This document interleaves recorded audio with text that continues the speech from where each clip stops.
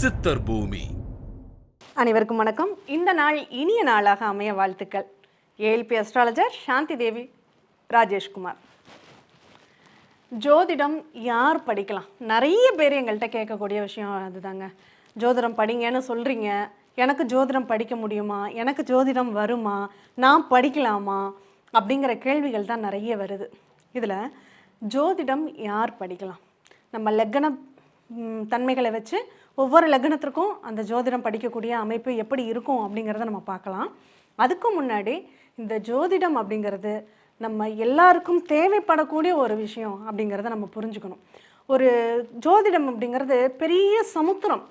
அந்த சமுத்திரத்தில் எல்லா விஷயங்களும் இருக்குது. ஆனால் நமக்கு என்ன தேவையோ, இப்போ கல்வின்னு எடுத்துட்டோம்னா அந்த கல்வி பல ஆயிரக்கணக்கான வகைகளில் இருக்குது. ஆனால் நான் என்ஜினியர் ஆகணும்னு ஆசைப்பட்றேன். அப்போ எனக்கு என்ன இருந்தால் நான் படிக்க முடியும்? எந்த சப்ஜெக்டில் நான் மார்க் எடுத்தால் படிக்க முடியும்? எனக்கு என்ன டூல்ஸ் இருந்தால் நான் படிக்க முடியும்? இப்போ நான் மெரைன் இன்ஜினியர் ஆகணும்னு நினைக்கிறேன். அதுக்கு என்ன சப்ஜெக்டை மட்டும் நான் எடுத்தால் போதும்? நான் ஒரு டீச்சர் ஆகணும்னு ஆசைப்பட்றேன். அதுக்கு நான் என்ன பண்ணணும்? நான் பேங்க்கில் ஒர்க் பண்ணணும்னு ஆசைப்பட்றேன். அதுக்கு என்ன பண்ணணும்? இப்படி ஒவ்வொரு நமக்கு தேவையான விஷயங்களை மட்டும் அதில் எடுத்துக்கிறோம் இல்லையா? அந்த மாதிரி தான் இந்த ஜோதிடம் அப்படிங்கிறது. நமக்கு என்ன தேவையோ, நம்மளுக்கு ஒரு சில நிகழ்வுகளை பற்றி புரிஞ்சுக்கணும், அந்த நிகழ்வுகள் ஏன் நடக்குதுங்கிறதுக்கான காரணத்தை தெரிஞ்சுக்கணும். அதுக்காக நான் ஜோதிடத்தை படிக்கணும். இல்லை, எனக்கு கிரகங்களை பற்றி ஆய்வு செய்யணும், எனக்கு வானியல் சாஸ்திரம் படிக்கணும், அதனால் எனக்கு ஒரு ஆர்வம் அதிகமாக இருக்குது, தேடல் அதிகமாக இருக்குது, அதனால் நான் படிக்கிறேன். நான் எத்தனையோ இடத்துல ஜாதகம் பார்த்துட்டேன், யார் சொல்கிறதுமே எனக்கு பலன் தரல, எல்லாம் மாற்றி மாற்றி சொல்கிறாங்க, எனக்கு உள்ள பலன்களை நான் தெரிஞ்சுக்கணும், அதுக்காகவே நான் படிக்க வந்தேன். எனக்கு மட்டும் ஏன் இந்த கஷ்டம்?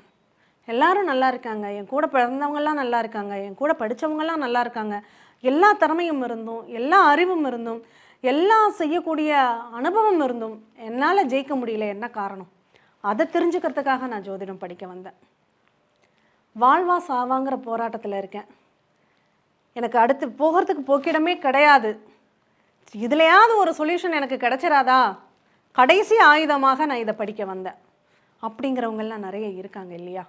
அதில் யாருக்கெல்லாம் ஜோதிடத்தை படிக்கலாம் அப்படிங்கிறத நாம் இப்போ பார்க்க போகிறோம்.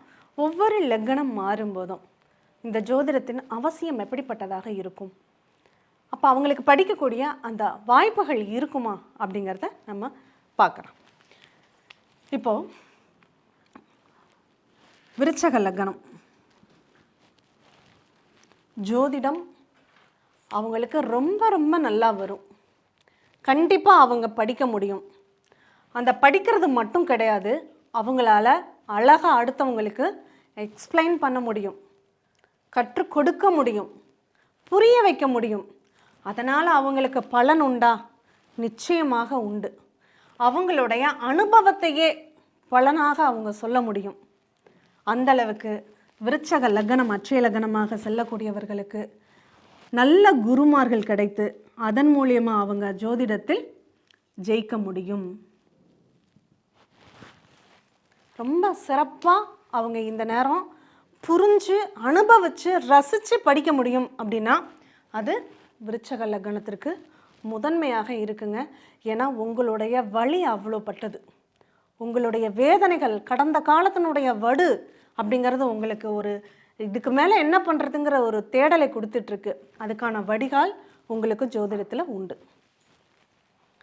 அடுத்து மகர லக்னம். நம்ம கண்டிப்பாக படிக்கணும், ஏதாவது ஒரு விஷயத்தை படிக்கணும். அதுக்கு ஜோதிடத்தை படிக்கலாம். அதில் என்ன இருக்குன்னு தெரிஞ்சுக்கலாம். இந்த கர்மா ஏன் எனக்கு வந்தது, இந்த கர்மாவிலிருந்து நான் எப்படி தப்பிக்கிறது, இந்த கர்மாவை நான் எப்படி அனுபவித்து கழிப்பது, இந்த கர்மா என்னை என்னெல்லாம் எந்த வழியிலெல்லாம் நான் செஞ்சுருப்பேன், நான் என்ன கர்மா பண்ணியிருந்தால் எனக்கு இந்த தண்டனை கிடச்சிருக்கும் அப்படிங்கிற ஒரு விஷயம் இருக்கு இல்லையா? அந்த ஒரு தேடலுக்காக இந்த மகர லக்னக்காரங்க ஜோதிடத்தை படிங்க. இது உங்களுக்கு எந்த அளவுக்கு பயன்படும்னா, உங்களை நீங்கள் சிற்பியாக ஒரு ஒரு சிலை தன்னைத்தானே செதுக்கிக்கும், பார்த்துருக்கீங்களா? அந்த அளவுக்கு. ஏன்னா அந்த மகர லக்னத்துக்கு யாரும் அவங்களுக்கு அட்வைஸ் பண்ண முடியாது. தன்னை உணர்ந்தால் அவங்க வெற்றியாளராக மாறலாம். அப்படி தன்னை உணர்வதற்கு இந்த மகர லக்னக்காரங்க ஜோதிடம் படிக்க வேண்டும். அவங்க படிக்க முடியுமா? நிச்சயமாக முடியும். அதுவும் இந்த பிரம்ம முகூர்த்த வேலையில் அவங்க படிக்கிறது அவங்களுக்கு கண்டிப்பாக யோகத்தை கொடுக்கும்னு சொல்லலாம். ஏன்னா சனி பகவானுடைய ராசி, சனினா இருட்டு, சூரிய வெளிச்சத்திற்கு முன்பு அவங்க செய்யக்கூடிய அத்தனை விஷயங்களும் வெற்றி பெறும் அப்படின்னு சொல்லலாம். அடுத்து மேஷ லக்னம். படிக்கலாமா? உங்கள் வாழ்க்கை துணைக்கிட்ட இருந்து நீங்கள் எப்படியெல்லாம் பலன்களை சந்திக்க முடியும், உங்கள் நண்பர்கள் உங்களுக்கு எப்படியெல்லாம் உதவுவாங்க. அந்த நண்பர் சொல்லுவாருங்க, நீ ஜோதிடம் படிப்பா, உனக்கு கண்டிப்பாக அவசியப்படும் அப்படின்னு. ஏன்னா உங்கள் நண்பர்களுடைய வழிகாட்டுதல் படி, உங்கள்கிட்ட உங்கள் நண்பர்கள் யாராவது நீ இந்த ஜோதிடத்தை படி உனக்கு பலன் உண்டு அப்படின்னு சொன்னாங்கன்னா கண்டிப்பாக அதை தட்டாதீங்க. உங்கள் நண்பர்கள் உங்களுக்கு வழிகாட்டுபவர்களாக இருப்பாங்க. நண்பர்கள் சொல்லக்கூடிய வார்த்தை உங்களுக்கு பாடமாக அமையும். அது உங்களுக்கு யோகத்தை தந்துடும். மேஷ லக்னம், அட்சய லக்னம் யாருக்கெல்லாம் போதும். இந்த அட்சய லக்னத்தை நான் எப்படி தெரிஞ்சுக்கிறது? அந்த கேள்வி இருக்கு இல்லையா? என்ன பண்ணுறீங்க? கூகுள் ப்ளே ஸ்டோரில் போய் ஏஎல்பி அஸ்ட்ராலஜி ஆப் அப்படிங்கிறத போட்டிங்கன்னா உங்களுக்கு அந்த ஆப்ஷன் காமிக்கும். பொதுவுடைய மூர்த்தி சார் பேர் போட்டே வரும். அதை இன்ஸ்டால் பண்ணுங்கள். அதை இன்ஸ்டால் பண்ணிவிட்டு செட்டிங்ஸ்குள்ளே போயிட்டு அதில் உங்களுடைய விருப்பத்தேர்வு மொழி என்ன அப்படிங்கிறத நீங்கள் தேர்ந்தெடுத்துக்கோங்க. தமிழ் வேணும்னா தமிழ், இங்கிலீஷ் வேணும்னா இங்கிலீஷ், உங்களுக்கு கன்னடம், ஹிந்தி 5 லாங்குவேஜில் இருக்குது. நீங்கள் எந்த லாங்குவேஜ் தேவையோ நீங்கள் தேர்ந்தெடுத்துக்கலாம். அதில் உங்களுடைய பிறந்த தேதி, பிறந்த நேரம், பிறந்த ஊரை சரியாக 4 லெட்டரை நீங்கள் டைப் பண்ணிங்கனாவே உங்களுடைய ஊர் அதில் காமிக்கும் ஸ்க்ரீனில்.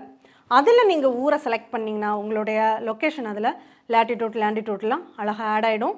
அதுக்கப்புறம் சப்மிட் கொடுத்தீங்கன்னா உங்கள் ஜாதகம் ஓப்பன் ஆகிடும். ஃப்ரீ சாஃப்ட்வேரில் இருக்குது. அதில் ஒரு கட்டத்தில் இந்த மாதிரி ஏஎல்பின்னு போட்டிருக்கும். இந்த 12 கட்டங்களில் ஏதாவது ஒரு கட்டத்தில் ஏஎல்பின்னு போட்டிருக்கும். அந்த ஏஎல்பி லக்னம் உங்களுக்கு என்னன்னு பார்த்துக்கோங்க. அந்த லக்னத்தினுடைய தன்மைகள் உங்களுக்கு எங்கே இருக்குன்னு பாருங்கள். அது அந்த லக்னத்திற்கு உங்களுக்கு இந்த ஜோதிடம் எப்படி இருக்கும்னு நீங்கள் தெரிஞ்சுக்கலாம். அடுத்து மிதுன லக்னம், கன்னி லக்னம், தனுசு லக்னம், மீன லக்னம். இந்த 4 லக்னங்கள் கட்டாயம் ஜோதிடம் படிக்க வேண்டும். உங்கள் ஜாதகத்தில் என்ன கிரக அமைப்புகள் இருந்தாலும் சரிங்க, இந்த 4 லக்னம் ஜாதகம் படிக்கணுமா? நிச்சயமாக படிக்கணும். ஏதாவது ஒரு சர்வீஸ் ஓரியன்டான ஒரு விஷயத்தை இவங்க கையில் எடுத்தால் மட்டும்தான் இவங்க வாழ்க்கையில் பிரச்சனைகளை இவங்க குறைக்க முடியும். அப்போ நீங்கள் என்ன பிஸ்னஸ் வேணாலும் பண்ணுங்கள், என்ன வேலை வேணாலும் பாருங்கள், இந்த ஜோதிடத்தை படிங்க, பாருங்கள். இதை படித்து நீங்கள் செய்யக்கூடிய வழிகளிலேயே 4 பேருக்கு நீங்கள் ஃப்ரீயாக கூட ஜாதகத்தை பாருங்கள். அதுவே உங்களுக்கு சர்வீஸாக மாறும். அந்த சர்வீஸ் உங்களுக்கு உங்கள் பிரச்சனைகள்லேருந்து விடுபடக்கூடிய வாய்ப்புகளையும் வரங்களையும் கொடுக்கும் அப்படின்னு சொல்லலாம். ஏன்னா இது எல்லாமே 4 லக்னங்களும் உபய லக்னங்கள்னு சொல்கிறது, அடுத்தவர்களுக்கு உபயோகப்படக்கூடிய ஒரு லக்னம். அப்போ இந்த லக்னக்காரங்க ஜோதிடத்தை படிக்கிறாங்கன்னா இவங்களால் நிச்சயமாக அடுத்தவங்களுக்கு உபயம் உண்டு, வளர்ச்சி உண்டு அப்படின்னு சொல்லலாம். அதனால் கட்டாயம் நீங்கள் படிங்க. உங்களுக்கு படிப்புங்கிறது, ஜோதிடம்ங்கிறது கண்டிப்பாக உங்களுக்கு கைகூடும். நீங்கள் அதில் நல்லா பண்ணலாம். பேர் புகழ் அடையக்கூடிய வாய்ப்பு உங்களுக்கு உண்டு. பணத்தை பெரிதாக நினைக்காதீங்க. நீங்கள் படிங்க, உங்களுக்கு பேரும் வரும், பொருளும் வரும், அருளும் கிடைக்கும், பொருளும் கிடைக்கும். கட்டாயம் இந்த 4 லக்னங்களுக்குமே அது உண்டு. அடுத்து ரிஷப லக்னம். கணித முறைகள் ரொம்ப அழகாக உங்களால் அப்சர்வ் பண்ண முடியும். டக்கு டக்கு டக்குன்னு பலன் எடுக்க முடியும். உங்களுக்கு பாயிண்ட்டாக மனசுக்குள்ளே பதியும். ஒரு விஷயத்தை நீங்கள் பார்க்குறீங்க, ஒரு லக்ன புள்ளி நகர்வு, 1 வருஷம் 1 மாதம் 10 நாள். இப்போ எனக்கு பூச நட்சத்திரம் போகுது. பூச நட்சத்திரம் எனக்கு இந்த காலகட்டங்கள் பிரச்சனைகளை தரக்கூடிய காலம். 4 வருஷம் 5 மாதம் 10 நாள். இந்த காலகட்டங்களில் நான் என்ன பண்ணணும்? அப்போது பிரச்சனைக்குரிய நபர்களோட பழகிக்கணும், பிரச்சனைகளுக்குள்ளே வாழணும், பிரச்சனைகளை சந்தித்து கொண்டே இருக்க வேண்டும். அதையே நமக்கு வரமாக மாற்றிக்கொள்ளவும் முடியும். அது எப்படி அப்படிங்கிறதெல்லாம் அழகாக உங்களுக்கு ஏஎல்பியில் நீங்கள் புரிஞ்சுக்க முடியும். கடக லக்னம். உங்கள் கவலைகளை மறப்பதற்கு, உணர்ச்சி வசப்படுறீங்க இல்லையா? நாம தான் இந்த குடும்பத்துக்கே தூணாக இருக்கோம், ஆனால் நம்மளை யாருமே புரிஞ்சுக்கல. நான் என் குடும்பத்திற்காக இவ்வளோலாம் பண்ணியிருக்கேன், என் குடும்பம் என்னைய கவனிக்கவே இல்லை, நான் இன்னைக்கு தனிமையாக உணர்றேங்கிற ஒரு எண்ணம் உங்களுக்குள்ளே இருக்கா? உங்களுக்கு கடகலக்கணம் போகுதா? கட்டாயம் இந்த ஜோதிடத்தை படிங்க. உங்களுடைய அந்த தனிமையை போக்கும் அருமருந்தாக இந்த ஜோதிடம் அப்படிங்கிறது வேலை செய்யும். காரணம் இதுதான், நீங்கள் படிக்க வேண்டிய ஒரு நேரமே இந்த நேரம் தான் அப்படிங்கிறத நீங்கள் புரிஞ்சுக்கலாம். மறை ஞானத்தை நீங்கள் தேடுனீங்கன்னு புறான் சூழ்நிலைகள் உங்களுக்கு மாறும், ஒரு மாற்றங்களை தரும், உங்கள் கவலைகள் உங்களை விட்டு போகும். சிம்ம லக்னம். ஒரு தொழிலாக நான் வருமானத்திற்காக ஃப்யூச்சரில் என்னுடைய ரிட்டையர்மெண்ட் காலத்தில் எனக்கு இது உதவிகரமாக இருக்கும் அப்படிங்கிற ஒரு எண்ணம் உங்களுக்கு இருக்கா? நிச்சயமாக இந்த ஜோதிடம் உங்களுக்கு வரம் கொடுக்குமா? கண்டிப்பாக கொடுக்கும். உங்களால் படிக்க முடியும், அடுத்தவங்களுக்கு அழகாக பலன் சொல்கிறதுக்கு முடியும். அது உங்களுக்கு ஒரு ஆளுமை, ஒரு தைரியம், ஒரு தன்னம்பிக்கையை அதிகமாக ஏற்படுத்தும். இந்த ஜோதிடத்துறையில் நீங்கள் நல்ல நிலைமைக்கு வர முடியுமா? கண்டிப்பாக வரலாம். கட்டாயம் நீங்கள் படிக்கணும். சரி, அதுக்கெல்லாம் என்ன காரண காரியங்கள் அப்படிங்கிறது நீங்கள் அட்சய லக்ன வகுப்புக்குள்ளே வந்த 4வது நாள் இதுக்கான காரணங்கள்லாம் உங்களுக்கு புரிபடும். அடுத்தது கும்ப லக்னம். படிக்கிறதே எனக்கு சந்தோஷங்க, படிக்கிறதே எனக்கு மகிழ்ச்சி, நான் படிச்சுக்கிட்டே இருக்கணும், ஆய்வு பண்ணிக்கிட்டே இருக்கணும், இந்த ஜோதிடத்துக்குள்ளே என்னெல்லாம் இருக்குன்னு நான் தெரிஞ்சுக்கணும், இந்த கிரகங்களை பற்றி எல்லாரும் பேசுகிறாங்க, நானும் பேச வேண்டும், அந்த கிரகங்கள் எனக்கும் நன்மைகளை தரும் அப்படிங்கிற ஒரு எண்ணம், தெளிவு உங்களுக்கு கிடைக்கும். இந்த கும்ப லக்னத்திற்கு அவ்வளோ ஈஸியாக இந்த ஜோதிடம் அப்படிங்கிறது கை கொடுக்கும் அப்படின்னு சொல்லலாம். இந்த ஜோதிடம் மட்டும் கிடையாதுங்க, தெய்வங்களும் உங்கள்கிட்ட பேசும். ஏன்னா அந்தளவுக்கு அந்த நவகிரகங்களும் உங்களுக்கு வந்து பதில் சொல்லும் அப்படிங்கிற அளவுக்கு உங்களுக்கு அந்த அமைப்பு உண்டு அப்படின்னு சொல்லலாம். அடுத்ததாக துலாம் லக்னம். துலாம் லக்னம் இதை படிக்கலாமா? படித்தவங்கெல்லாம் என்னத்தை சாதிச்சிட்டாங்க? இல்லை படித்தா கஷ்டப்படுவோன்னு சொல்கிறாங்களே, அந்த கர்மா நமக்கு ஒட்டிக்கும்னு சொல்கிறாங்களே, இதை பண்ணுவோமா? சரி, எல்லாரும் படிக்கிறாங்க, நாமளும் பண்ணி தான் பார்ப்போமே, என்னமோ சொல்கிறாங்க, இதுக்குள்ளே என்ன தான் இருக்குன்னு நம்ம தெரிஞ்சுக்குவோமே அப்படிங்கிற ஒரு ஆர்வத்தின் தேடல் உங்களுக்குள்ளே இருக்கா? கண்டிப்பாக நீங்கள் படிக்கலாம். இப்படி 12 லக்னங்களுமே அட்சய லக்ன பத்ததி ஜோதிடத்தை படிக்க முடியுமா? அது சாத்தியமானா நிச்சயமாக படிக்க முடியும், அது சாத்தியம் அப்படின்னு சொல்லலாம். ஆனால் இதை யாரெல்லாம் தொழில்முறையாக செய்ய முடியும், யாரெல்லாம் குடும்பத்துக்குள்ளே மட்டும் பயன்படுத்திக்க முடியும், யாரெல்லாம் இதிலிருந்து ஜெயிச்சு வெளியில் வர முடியும், பேர் புகழ் அடைய முடியும் அப்படிங்கிறதுல ஒவ்வொரு லக்னத்திற்குமே உங்களுக்குன்னு உள்ள கிரக அமைப்புகள் இருக்கு இல்லையா?